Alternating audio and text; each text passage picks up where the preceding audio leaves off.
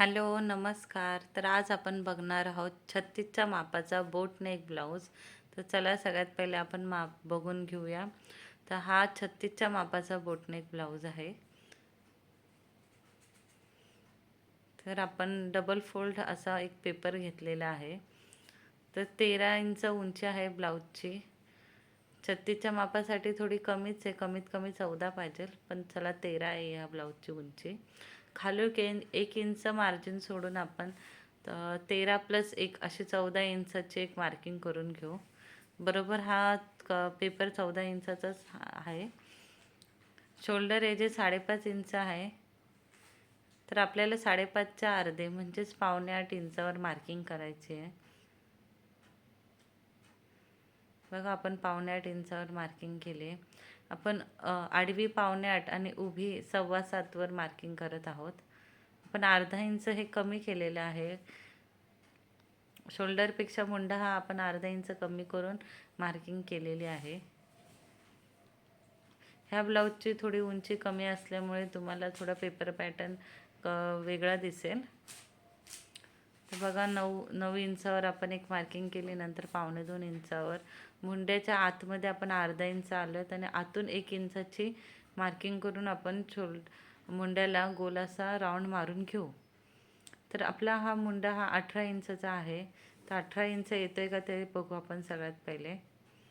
Shoulder आपल्याला 3 inch ठेवायचे आहेत. उरलेला जो शोल्डरची जी आहे ती विड्थ घेऊया. अर्धा इंच डाऊन केला आहे आपण शोल्डर.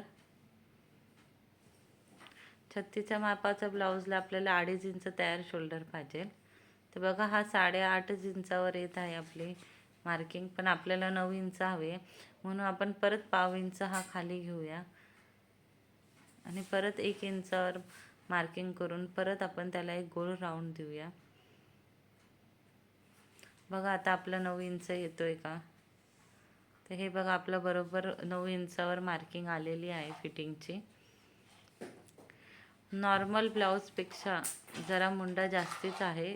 36च्या मापासाठी 16 इंचाचा मुंडा असतो, पण याचा 36च्या मापासाठी 18 इंचावर मुंडा येत आहे. नेहमी प्रत्येक कस्टमरची मुंडा आणि छाती हे नेहमी मोजून घेत जावा. त्याच्यामुळे आपलं ब्लाऊज मुंड्यामध्ये आणि शोल्डरला फुगे येतात, खराब होतं. अशा प्रकारे आपली मार्किंग करून झालेली आहे.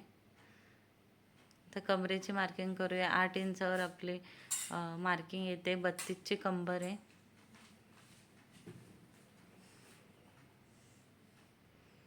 आता आपण पहिले फ्रंट पार्ट बघूया. फ्रंट पार्टची मार्किंग पूर्ण करून घेऊया. आपल्या गळ्यात म्हणून आपण 6.5 इंचावर मार्किंग करून एक चौकोन बॉक्स बनवून घेऊया. आतली वीत 3 इंच सोडून जी आतली वीत आली ती पूर्ण घ्यायची आहे. असं कंपल्सरी नाही की 4 इंच 4.5 इंचच वीत आली पाहिजे. आपल्याला तयार शोल्डर 2.5 इंच हवा आहे म्हणून आपण 3 इंचावर मार्किंग करून उरलेली मार्किंग हे आपण आतल्या वीतसाठी सोडलेली आहे गळ्याच्या. आता बघा आपण नॉर्मली 4 इंचावर मार्किंग करतो, पण आता हा ब्लाऊज कप्सचा आहे म्हणून आपण पहिले कप्स लावून बघूया. आता हे अर्धा इंच आपल्याला हुक पट्टीसाठी मार्किंग हवे आणि अर्धा इंचापासून परत अर्धा इंच अशी आपण मार्किंग सोडून बघा एक मार्किंग केलेली आहे. आपल्याला हुकाच्या साईडनं अर्धा इंच तरी पुढे कप्स हवे असतात. एकदम हुकाला टच नाही झाले पाहिजे म्हणून सुरुवातीलाच मार्किंग करून घ्या. कमीत कमी ही 4.25 इंचावर मार्किंग आली. असं पण जर आपण कप साईजचं जर माप घेतलं किंवा टक्सचं माप काढायला गेलो तर 4.25 इंचावरच मार्किंग येते 36ची आणि वरतून 10 इंचावर केलेली आहे. छातीचा चौथा प्लस 1 इंच अशी आपली वरतून मार्किंग आहे आणि मुंड्यामध्ये आपण 5.5 इंचावर एक मार्किंग करून हा आपण प्रिन्सेस कटचा शेप देऊन घेतलेला आहे. आता आपण बघूया त्याच्यामधले अंतर.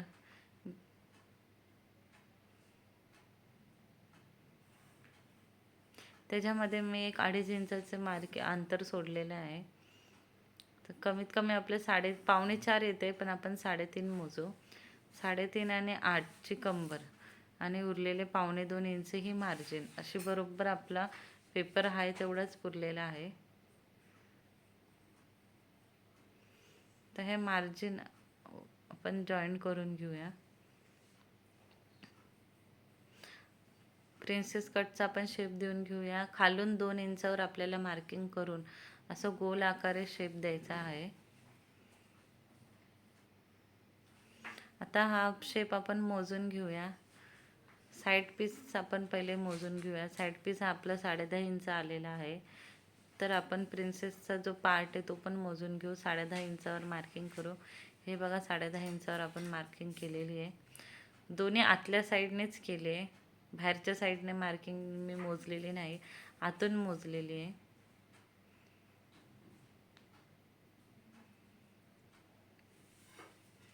दोन रेषा दिल्यामुळे कन्फ्यूज होऊ नका.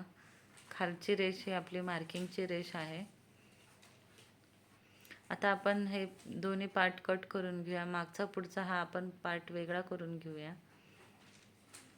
ब्लाऊजची उंची कमी असल्यामुळे कटोरी थोडी वेगळा आकार देते प्रिन्सेसची, पण हा परफेक्ट ब्लाऊज बसतो फिटिंगला. माझ्या पद्धतीने एकदा तुम्ही कटिंग करून स्टिचिंग करून बघा, एकदम परफेक्ट फिटिंग बसते. कुठेही एक्स्ट्रा मार्जिन सोडायची गरज पडली नाही आपल्याला. जे खालून 1 इंच आपण वाढवले होते फ्रंट पार्टसाठी, ते आपण बॅक पार्टमधून कट करून घेऊया.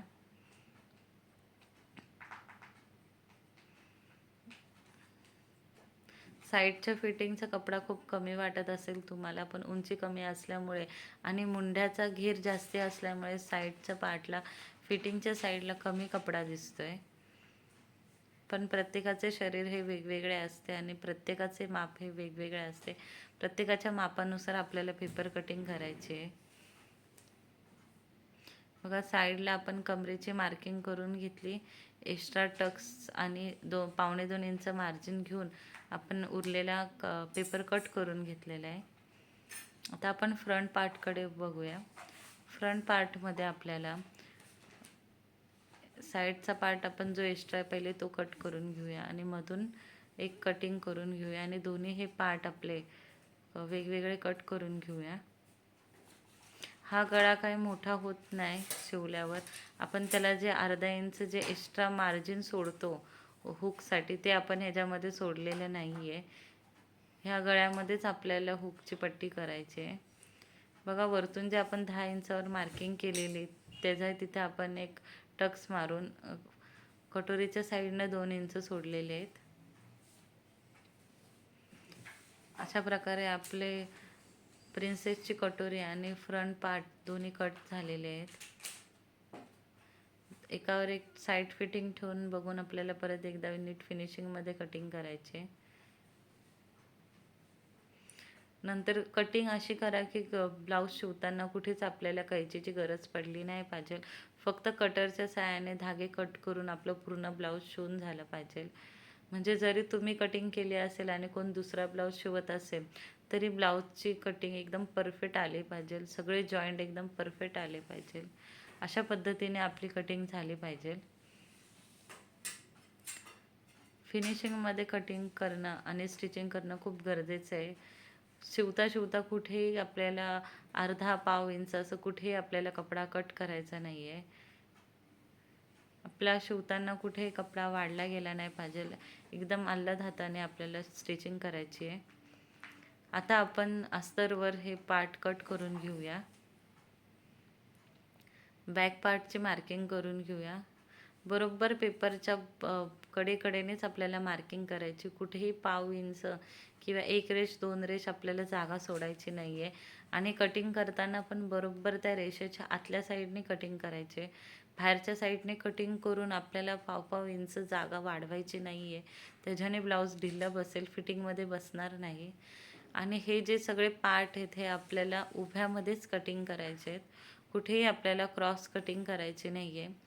ज्या पद्धतीने आपण प्रिन्सेसची कटोरी आणि साईड पार्ट ठेवलेले आहे त्याच पद्धतीने आपल्याला बॅक पार्ट पण ठेवायचा आहे आणि सगळे सरळ असे कटिंग करायचे. बघा आपण फ्रंट पार्ट जेव्हा ठेवू तेव्हा जिथे आपले जॉईंट बसणार आहे तिथे आपल्याला अर्धा इंच मार्जिन सोडावी लागेल. इथे आपल्याला प्रिन्सेसची कटोरी जॉईन करायची म्हणून आपण अर्धा इंच एक्स्ट्रा घेतलेला आहे. जिथं जिथं जॉईंट येणार आहेत शिवताना तिथे तिथे आपल्याला अर्धा इंच मार्जिन घ्यावी लागेल शिलाईची, नाहीतर कपडा खेचला जाईल. मार्जिन सोडणं खूप गरजेचं आहे. आता इथं जिथं आपल्याला प्रिन्सेस कटोरी जॉईन करायची तिथे सुद्धा आपण अर्धा इंच सोडलेले आहे. आणि आपण हुक आणि लूपसाठी मार्किंग नाही सोडलेले आहे, तर आपल्याला त्याच्या आतूनच मार्किंग करायचे आणि त्याच्या आतूनच आपल्याला हुकची पट्टी जॉईन करायची आहे. त्याच्यासाठी कुठेही एक्स्ट्रा मार्जिन सोडू नका. आपण कटोरी ब्लाऊज शिवतो तेव्हा कटोरीसाठी आपण हुकसाठी अर्धा इंच एक्स्ट्रा कपडा सोडतो, पण ह्या बोटनेक फ्रंट ओपन बोटनेकसाठी आपल्याला अर्धा इंच हुक पट्टीसाठी मार्जिन नाही सोडायचं आहे, हे लक्षात ठेवा फक्त. जेव्हा आपले फ्रंट ओपन बोटनेकमध्ये फ्रंट ओपन असतो तेव्हा आपल्याला मार्जिन नाही सोडायचे, पण जेव्हा बोटनेक नसतो फक्त प्रिन्सेस कट ब्लाऊज असतो बॅक ओपन फ्रंट ओपन तेव्हा आपल्याला हुकसाठी मार्जिन सोडायची आहे. पण फ्रंट ओपन असलेल्या बोटनेकला आपल्याला मार्जिन सोडायचे नाही आहे. आता आपण हे सगळे पार्ट कटिंग करून घेऊया. आणि मी तुम्हाला हे अस्तरवर कसे कट केलेत मी तेही दाखवते. अस्तरवरही हे पार्ट ठेवताना सरळच ठेवायचे आहेत, कुठेच आपल्याला क्रॉस कटिंग करायचे नाही आहे. सरळ सरळमध्ये आपल्याला कटिंग करायची आहे. आपल्याला ब्लाऊज पीस पण सरळ घडी करून घ्यायची. ब्लाऊज पीसही कुठे क्रॉस घडी झाली नाही पाहिजे. सरळ आणि क्रॉसमध्ये कटिंग करणं खूप गरजेचं आहे. प्रिन्सेस कटची कटिंग ही नेहमी सरळ उभ्या कपड्यामध्येच केली जाते.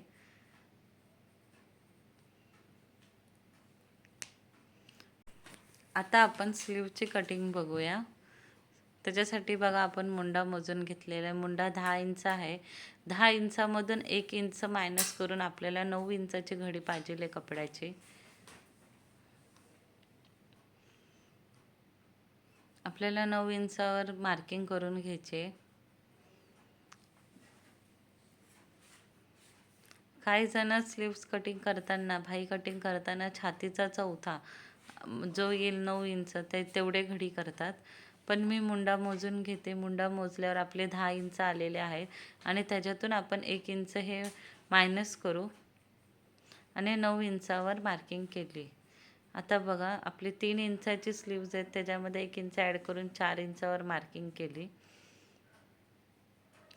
4 इंचाची स्लीव्स असल्यामुळे मी कॅप हाईट ही 2.5 इंचावरच देत आहे, नाहीतर आपले जर थोडे 4 किंवा 4.5 इंचाची स्लीव्ज असती तर आपल्याला 3 इंचावर कॅप हाईट द्यावी लागली असती. कॅप हाईटपासून आपल्याला 2 इंच आतमध्ये घेऊन एक सरळ रेष ओढून घ्यायची आहे क्रॉसमध्ये आणि त्या रेषेचा मध्य काढून वरतून पाव इंच आणि खालून पाव इंच अशी मार्जिन सोडून दोघांमधून आपल्याला शेप द्यायचा आहे. असा एस आकाराचा आपल्याला शेप देऊन घ्यायचा आहे. जर तुम्ही कम्फर्टेबल नसतील तर तुम्ही फ्रंट पार्टला खड्डा नका देऊ. 3 इंचाच्या स्लीव्जला एकतर फ्रंटला नाहीतर मग आपण जे बाही कटिंग केलेली आहे मुंड्यात तुम्ही कट नका देऊ फ्रंटचा, नाहीतर बाहीमध्ये नका देऊ. जर तुमची बाही जर खूप छोटी होत असेल तर कुठल्या तरी एका पार्टला तुम्ही ही खड्डा देऊ नका. अशा प्रकारे आपली बाही कटिंग झालेली आहे. तर आता आपण ब्लाऊज पीसवर बघूया बाही कटिंग. तर सगळ्यात पहिले मी बाहीचीच कटिंग करून घेते.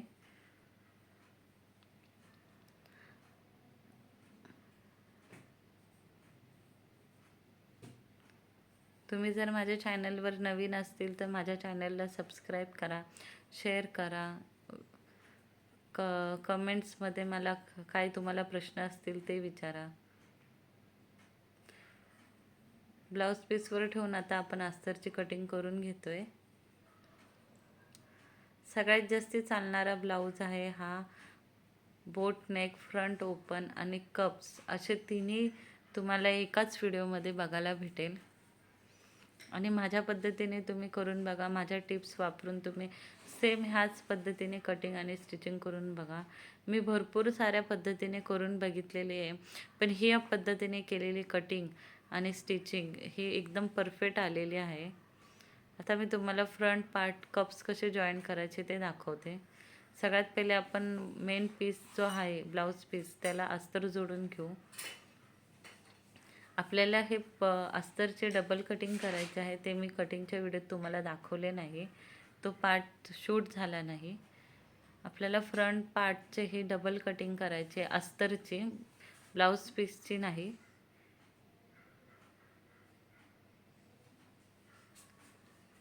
अस्तर आपण ब्लाऊज पीसला जोडून घेऊ.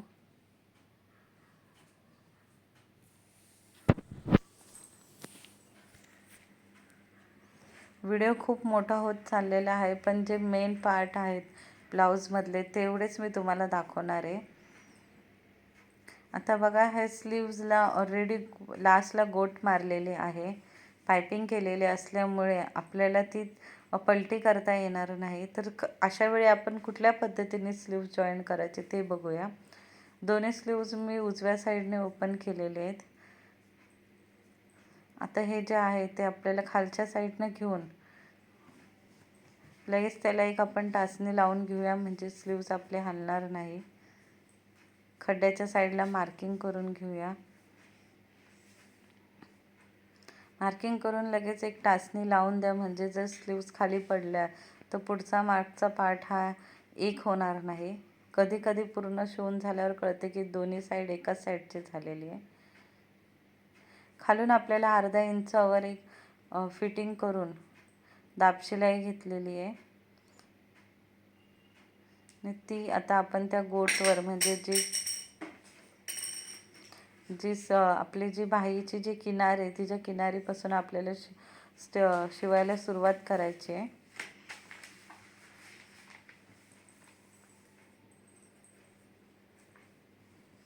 तुम्ही टाचण्या लावून शिलाई मारू शकता, नाहीतर असा हाताचा संपूर्ण वापर करून तुम्ही शिलाई मारत जा. जो एक्स्ट्रा कपडा आहे तो आपण कट करून घेऊ. दोन्ही साईडने लावून बघत जावा. कधी पण अस्तर जोडून झाल्यावर मागच्या साईडला ब्लाऊज पीसला कुठे फुगा तर नाही हे लक्ष द्या. बघा, 3 इंचाचीच आपली स्लीव्ज होणार आहे शिवून. आता आपल्याला पुढचा जो पार्ट आहे त्याला आपल्याला अर्धा इंच परत एक दाबशिलाई द्यायची आहे.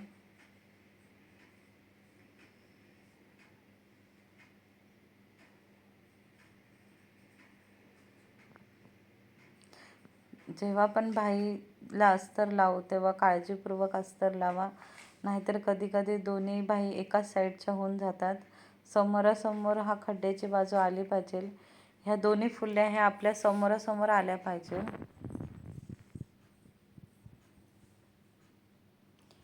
त्याच्यावर एक दाबशिलाई मारून आपण अस्तर जोडून घेऊया. ह्या एका व्हिडिओमध्ये तुम्हाला भरपूर काही शिकायला भेटेल. व्हिडिओ हा जरा मोठा झाला आहे, पण तुम्हाला ह्या व्हिडिओ शिकण्यासारखं भरपूर काही आहे. आणि माझ्या पद्धतीने जर तुम्ही कटिंग स्टिचिंग केली तर तुम्हाला कुठेच परत डबल फिटिंग मारायची गरज पडणार नाही, ब्लाऊज खोलायची गरज पडणार नाही. एकदाच सगळ्या पद्धतीने फिटिंग होऊन जाईल. सारखं खोलायची आणि फिटिंग करायची गरज पडणार नाही. एका ट्रायलमध्येच तुमचं ब्लाऊज कस्टमरला परफेक्ट बसेल.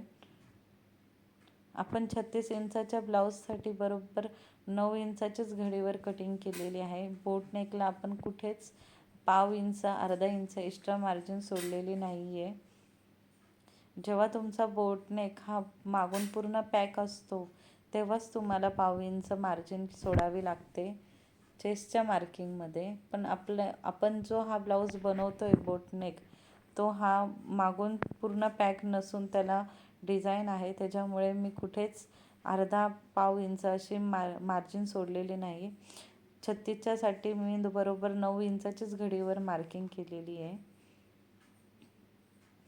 बघा, असे हे फ्रंट पार्टचे दोन्ही पार्ट आपण एकमेकांवर जोडून घेऊया.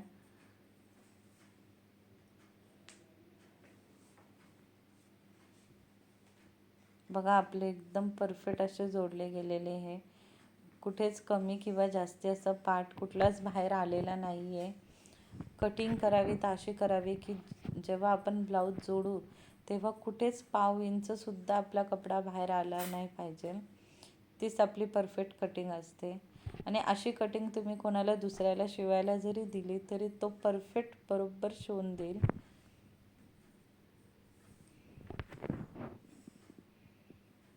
बघा आपण हे अस्तरचा जो पार्ट आहे तोही जॉईन करून झालेला आहे आणि जो ब्लाऊज पीसचा पार्ट आहे तोही आपण जॉईन करून झालेला आहे. इथे जास्ती टन आल्यामुळे मी थोडेसे कट मारून घेते अस्तरच्या साईडला.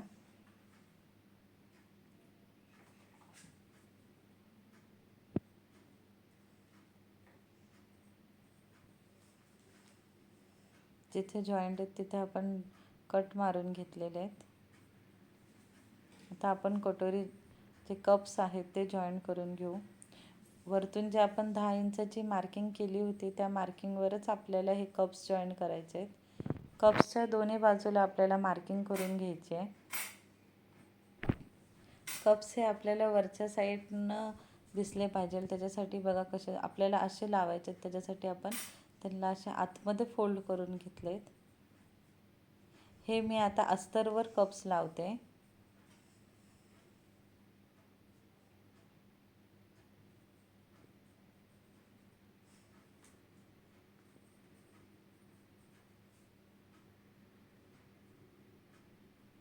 पूर्ण मी जॉईन नाही करणार आहे, अर्ध्यातूनच रिटर्न येऊन फक्त एक साईड त्याचे जॉईन करणार आहे. तर बघा अशा वरच्या साईडला आपल्याला त्याला परत पुल करायचं आहे, ओढून घ्यायचं आहे आणि आपल्याला आता ब्लाऊज पीस आणि अस्तर हे जॉईन करायला सुरुवात करायची आहे. आपली कटिंग एकदम बरोबर असल्यामुळे कुठूनही कुठला कपडा निघणार नाही. बरोबर हे एकावर एक हे जॉईंट होत जातील.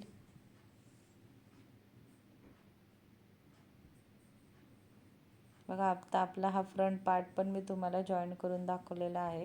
आता जसं आपण बाकीचं ब्लाऊज शिवतो त्या पद्धतीने तुम्ही आईपट्टी आणि हुकपट्टी बनवून शोल्डर जॉईन करून हात जॉईन करून ब्लाऊज तयार करू शकतात. आता मी बॅक पार्टला पण डिझाईन बनवली होती तुम्हाला दाखवते. त्याचा एक वेगळा व्हिडिओ तुम्हाला मी शेअर करेन बॅक पार्टचा.